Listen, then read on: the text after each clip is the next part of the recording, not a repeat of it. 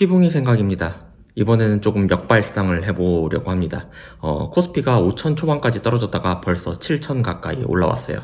불과 얼마 전까지만 해도 상상하기 어려웠던 반등이죠.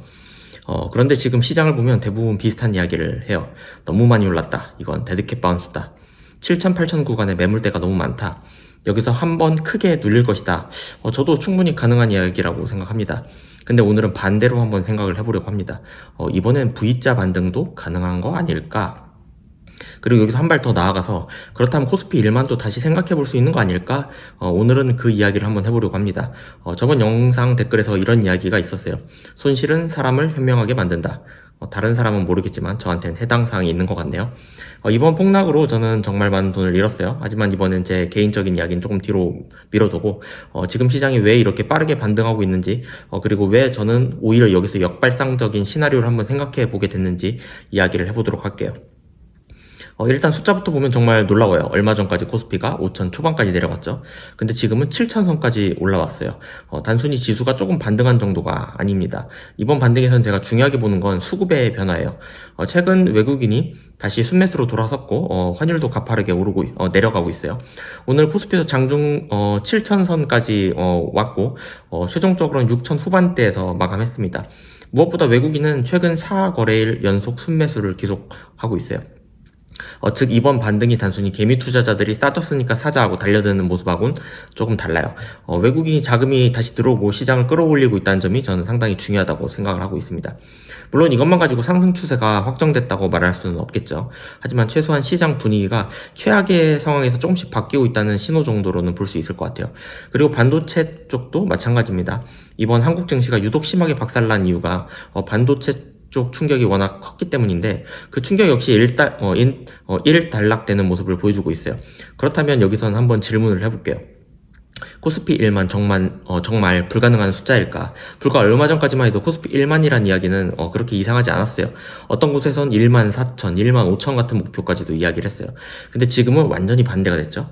코스피 7천에 가까워지자 오히려 여기서는 못 뚫는다. 매물대가 너무 많다. 다시 7천대로 아니 6천 초반대 5천대로 내려간다라는 이야기가 많아졌어요.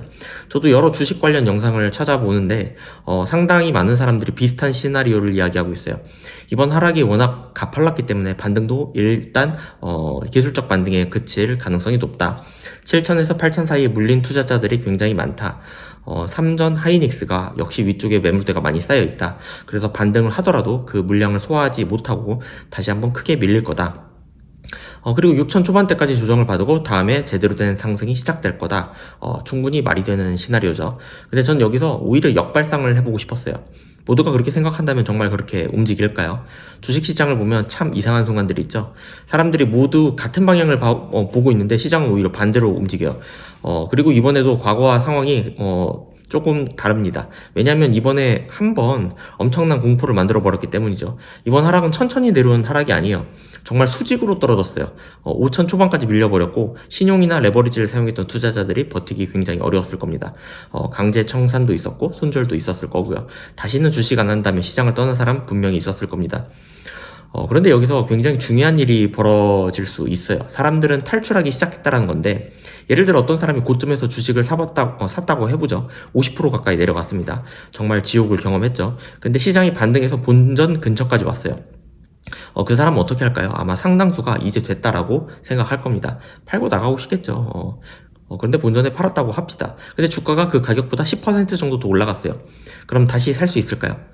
저는 쉽지 않다고 생각을 해요. 예전같이 그냥 지속적인 우상향일 때는 내가 놓쳤네 하고 10,000원에 샀던 걸 다시 15,000원, 20,000원 이렇게 다시 사서 들어오는 경우가 많았죠. 왜냐면 불과 얼마 전까지만 해도 그러니까 뭐라고 해야 되나, 지금 이 상황을 보면은 불과 얼마 전까지만 해도 마이너스 50%를 받던 기억이 머릿속에 남아있는 지금 투자자가 지금 다시 들어간다, 또 마이너스가 50%가 되면 어떡하지? 뭐 이런 생각을 하게 될 거란 말이죠. 이 생각이 들 수밖에 없어요. 그래서 저는 이번 반등이 조금 특이한 구조를 만들 수도 있다는 생각이 들어요. 위에서 물린 사람은 본전이나 손실을 줄이는 구간에서 지금 탈출을 지금 하고 있는 모습들이 계속 보이는데 그 물량을 외국인이나 새로운 자금이 받아가고 있는 거죠. 평소 상승장이라면 개인들은 주가가 오르면 다시 따라붙으며 상승에 무게추를 자꾸 더하잖아요. 근데 이번엔 다를 수 있다라는 거죠. 한번 제대로 공포를 경험한 사람들이라 오히려 주가가 많이 올랐는데도 다시 쉽게 들어가지 못할 수 있다는 생각이 들어요. 그리고 이게 굉장히 중요한 포인트라는 생각이 듭니다. 최근 120일 정도 그 선에 외국인 수급을 보면 외국인이 한국 증시에서 엄청난 규모의 매도를 했던 거를 볼 수 있어요. 그 자금이 전부 다시 들어올 필요도 없습니다. 만약 그 170조라고 하는 자금 중에 일부만 빠른 속도로 들어온다고 하면 어떻게 될까요? 위에서 탈출하려고 하는 개미들의 물량을 받아가면서 시장을 생각보다 빠르게 끌어올릴 수 있지 않을까? 라는 생각이 좀 들어요. 실제로 최근 반등을 보면 5천 초반에서 7천 가까이 올라가는 과정이 생각보다 빨라요. 그리고 생각보다 많은 자금을 쓰지 않고 그렇게 올라갔어요. 그리고 외국인도 생각보다 엄청난 돈을 쏟아붓지 않고 시장을 끌어올리는 모습들이 계속 포착되고 있거든요. 그래서 저는 여기서 아주 재밌는 시나리오를 한번 생각을 해본 거예요. 혹시 이번에 우리가 예상했던 것보다 훨씬 빠르게 올라가는 거 아닐까? 7천에서 막힐 거라고 예상했는데 7천 뚫고 8천에서 막힐 거라고 생각했는데 또 뚫고 그러다 사람들이 설마 이번에도 올라가겠어 하는 순간에 9천을 넘어가는 거죠.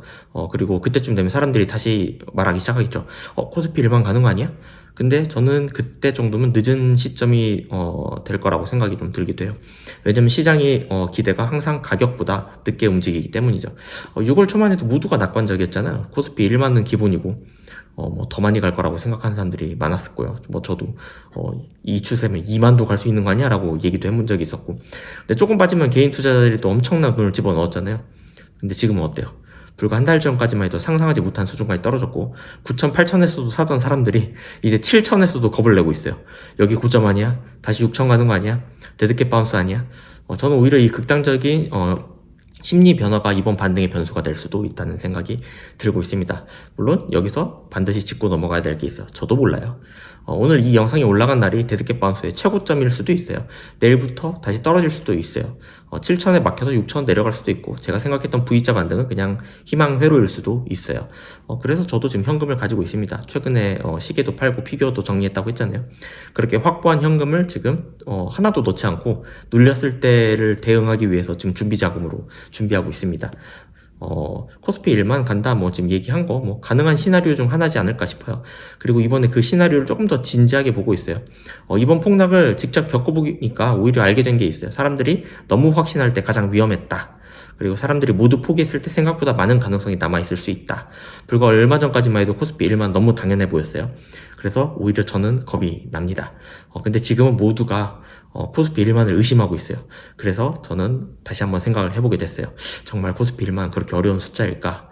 반토막을 직접 경험한 투자자도 다시 한번 묻고 있죠. 코스피 1만 갈 수 있을까? 저는 이번엔 가능성을 완전 닫아두고 있진 않아요.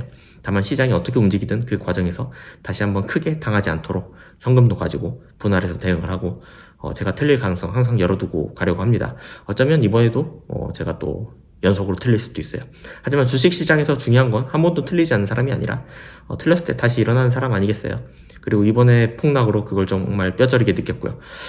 과연 코스피 1만 다시 갈 수 있을까? 저도 한번 지켜보겠습니다. 오늘은 그런 생각이었습니다. 뭐 아무튼 그렇습니다.